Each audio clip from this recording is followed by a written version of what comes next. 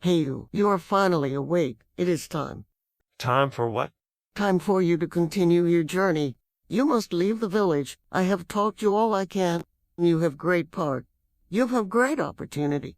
You must go to the old forest to study with the old mage. He will help you continue your journey. One day you will help bring the four nations back into peace. What is happening? It is time for you to go. I can't take care of you anymore. It's dangerous to go alone. Take this. Go to the old forest and find the old mage. Run.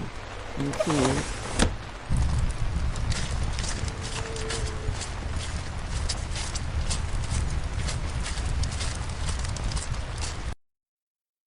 Bug. Well, old friends. Long ago, the four nations lived together in harmony. Then everything changed when the famine arrived. The farms along the rivers used to feed the cities and allow them to grow. People had leisure time that they used to develop high art and science. But after 3,000 years of incredible abundance, the soil couldn't keep up and became less fertile. The military could not be fed, were broke out as the armies tried to plunge each other nations for resources. As trade suffered, the metal stopped flowing, tools broke down, hunger and disease swept the land. Big empires broke into primitive villages. People forgot how to read and write, how to craft, how to fight disease. Life became simpler and harder. 5 cities endured in the chaos, at least for a moment. Your grandparents were good people, educated. They fought for reason, order, and peace. They were great leaders. They gave people what they wanted, safety, food, and a promise of glory and better days. They had the support of the people, and with this source of hard work, they tried to rebuild, to farm new lands, to tap new resources for the making of clothes and tools, new building techniques. They work out new alliances with the surviving cities. For a few decades, the city endured. For a moment, it even seemed that a golden era was coming. And then they were wiped out. It is not known who did it. Strange people came from the sea in ships, dressed in blue. They did horrible things. They took some women as prisoners and stole any treasure they could find. They killed everybody else and set fire to all the beautiful homes. Nothing was left. Your grandparents were strong. They stood their ground and fought valiantly until the end. They saved the lives of a lot of people, including your parents. Your parents escaped and managed to hide for some time, living a simple life, but one day they came for them too. They gave their lives to save you. You were very small, but you remembered that you remembered. Your parents died in this disaster. Bandits raid villages every day, and only luck keeps us safe. The world is in decay. Only 4 cities still stand. They are strong, and even though they have abundance. But for how long? One day you will continue the work of our family. You will be a leader. The people will love you, and you will have their support. Because you will give them the pace and prosperity they seek. You will be powerful and dominant. You will crush your enemies. You will study and practice. You will search for knowledge and experience. You will have excellent mentors. You will master skills and wisdom. You will have high ability.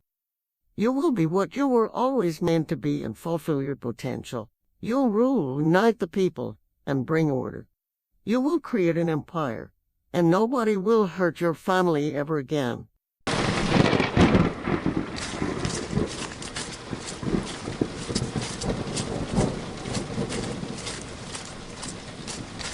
I will create an empire, and no one will hurt my family ever again.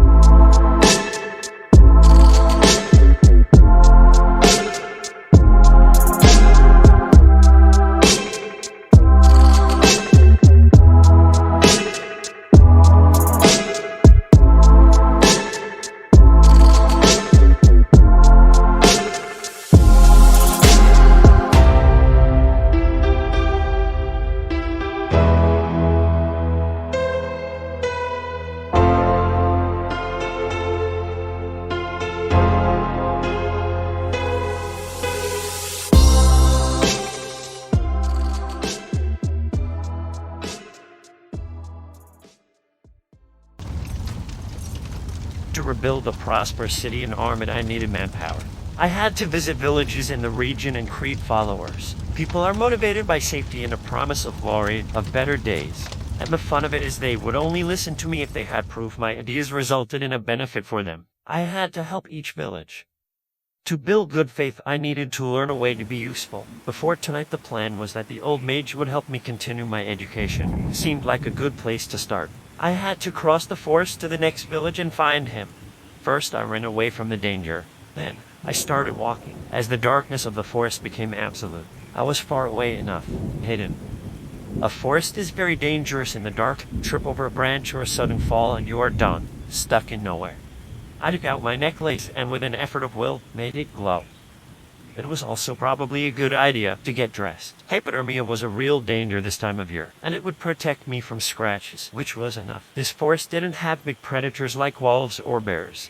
I put on my pants, a heavy shirt, and leather boots.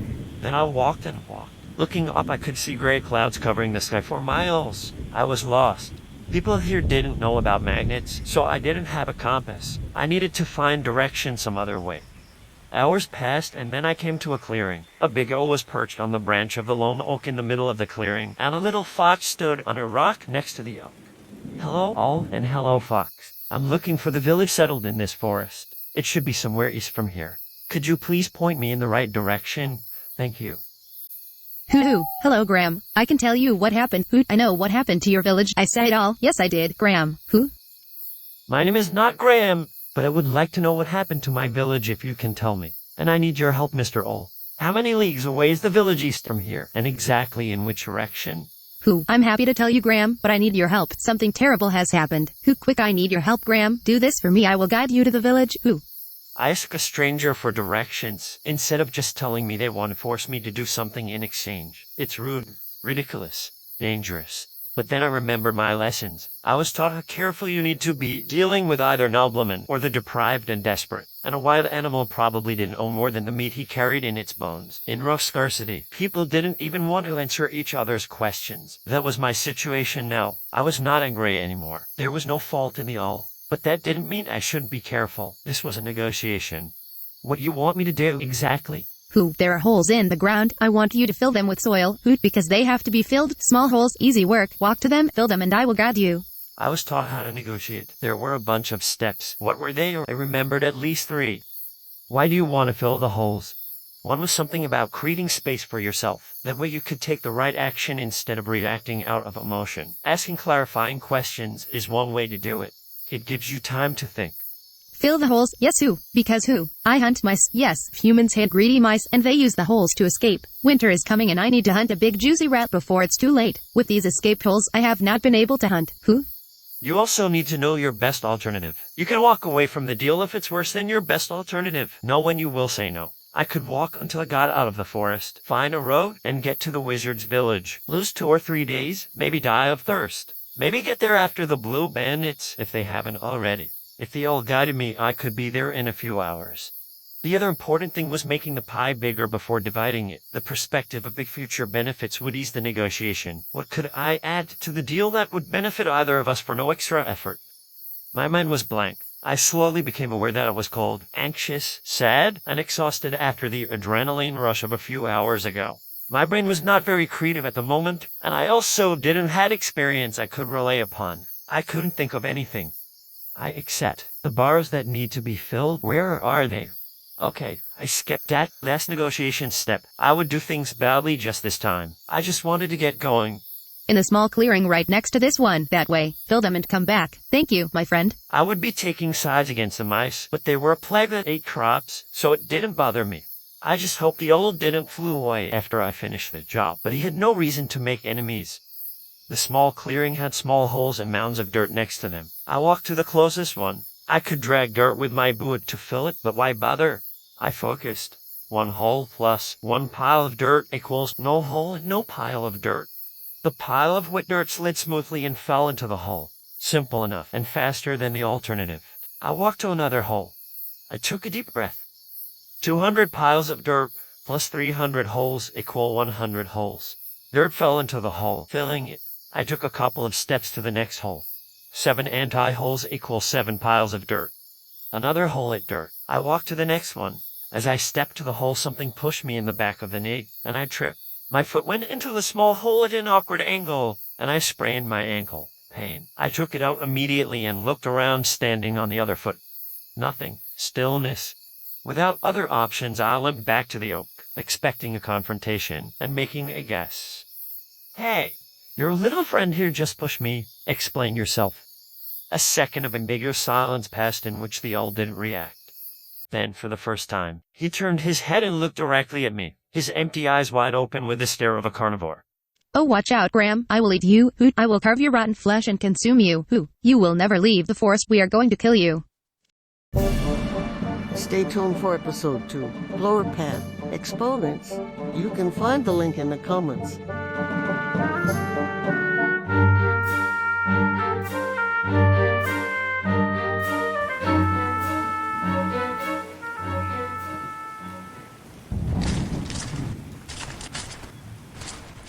Fucking all.